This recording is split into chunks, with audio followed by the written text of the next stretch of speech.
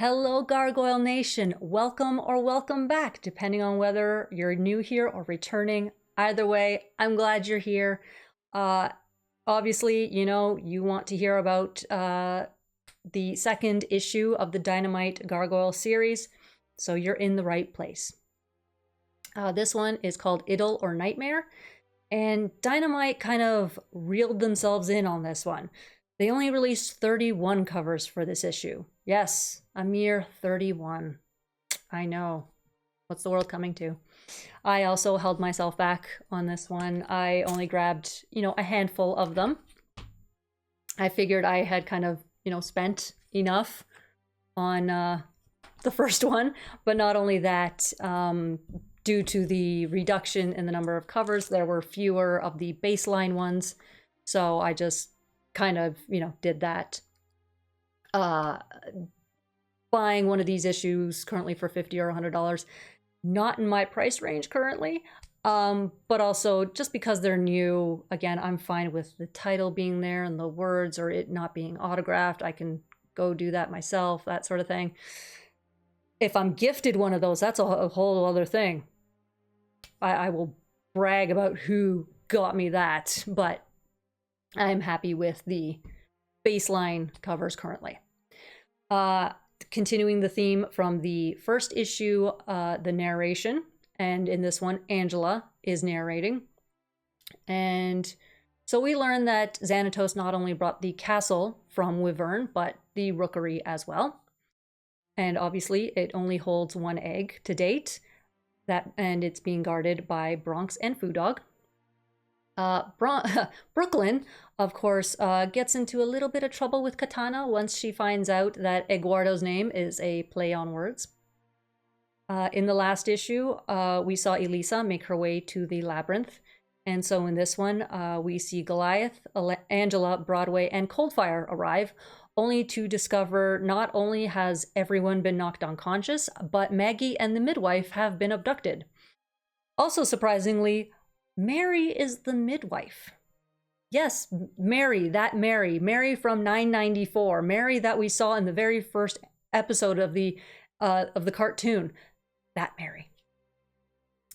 If you read the first issue or watched my video on the first issue, you will have figured or correctly guessed that Thailog is behind the abduction, along with Savarius. Of course, Talon kind of assumes that it's Xanatos, which obviously, why wouldn't he? And storms the castle to confront him. We find out Dominic Dracon has been released from prison by playing senile.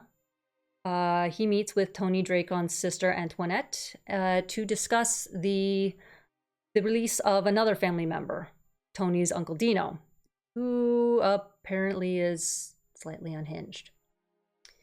Now, for those of you who have the first printing of this issue, you will have noticed that there are a few pieces of non-essential dialogue missing.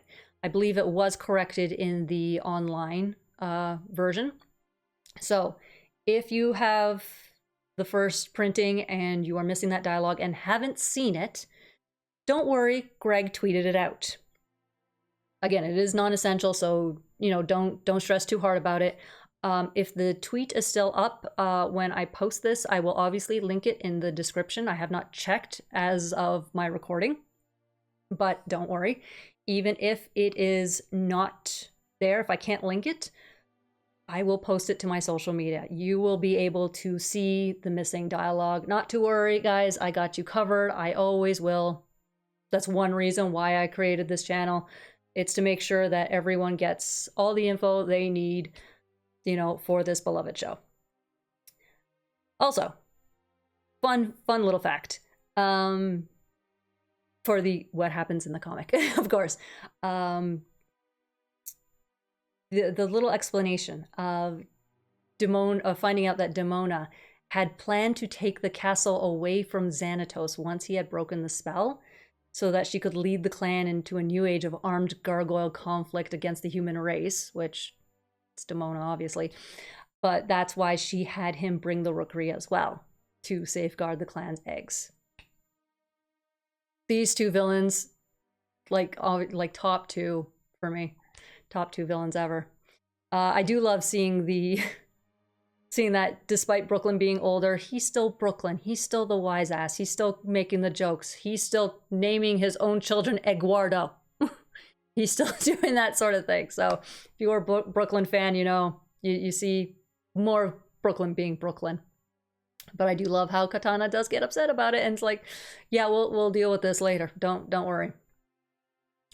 A cute little thing that I noticed, and I don't know if this is a throwback to what happened in the cartoon.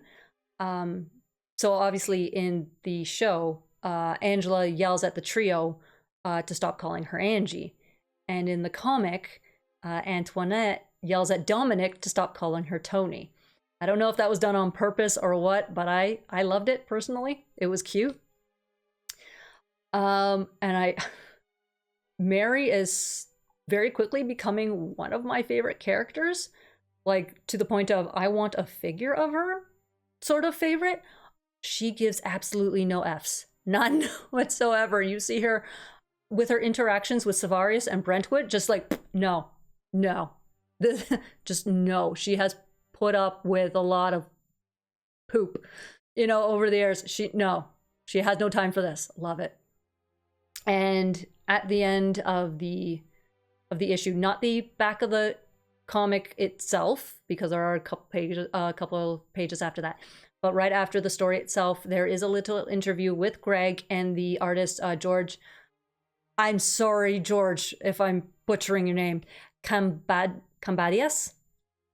Forgive me if I mispronounce that. At the end of the issue, and you get to see some character designs, specifically of Goliath and Bronx. So that was a nice little touch, I thought. And yeah, I know I called this a review, but it was more of a synopsis and my opinions. Although I guess technically that's a review, I guess. We'll just run with it. Anyway, that's the end of this one. Nice little short one. I don't want to go into too much detail of like the episodes or the comics or anything, just because I'm kind of want you guys to, you know, read it yourselves, to see it for yourselves, to enjoy it. I don't want to obviously spoil everything. I gave most of the biggest points anyway. But yes, that's the end of this one. So yes, keep an eye on my social medias. If the tweet is available to be shared for that missing bit of dialogue, it will be posted all over there. Well, no, sorry. Rewind. If the tweet is available, it'll be linked in the description below. If if the tweet doesn't exist anymore or something, because Twitter, I will share the image of the missing dialogue on my socials. So yes, keep an eye on the socials for that, just in case. Be sure to like and subscribe and hit the bell so that you actually get notified when my videos are posted. And as always, go check out the Patreon. Nice little community that's being grown there, having a bunch of fun. And I want to talk to as many of you as possible. So with that, be kind to yourselves, be kind to one another, be the good that you want to see in the world. Put it out there, it'll come back. And until next time, bye.